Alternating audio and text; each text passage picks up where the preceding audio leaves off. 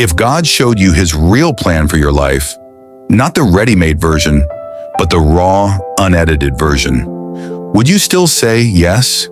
We love the word plan when it promises success, comfort, and open doors. But what if God's beautiful plan begins by tearing down everything you built without him? Have you ever watched a surgeon? Before surgery, the patient says, "Doctor, save my life."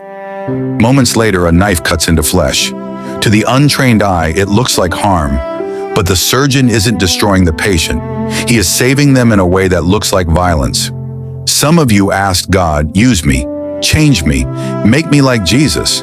And now he has you on the operating table, and you are panicking because you didn't realize his beautiful plan for you would come with a knife. Have you ever seen a sculptor? He stands in front of a rough block of stone. He doesn't compliment the stone. He takes a hammer and chisel and starts striking. Every blow sounds violent. If the stone could speak, it would say, "Why are you destroying me?" But the sculptor sees what the stone cannot, a masterpiece hidden inside the pressure. That is how God works. What if God's beautiful plan begins with silence, with pruning?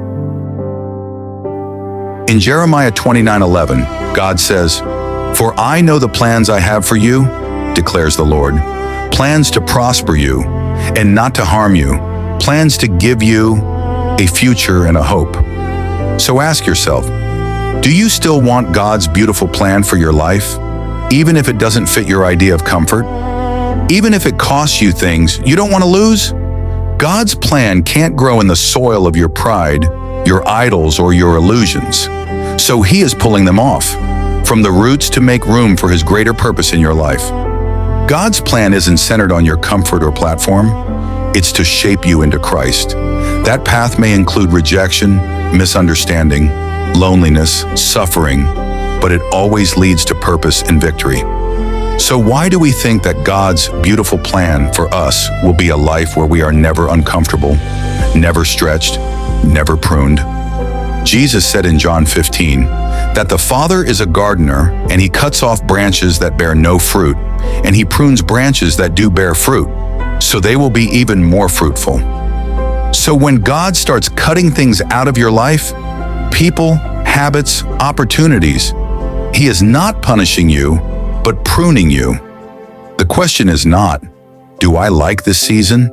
The question is, am I willing to trust the gardener more than I trust my feelings? Here's a hard truth.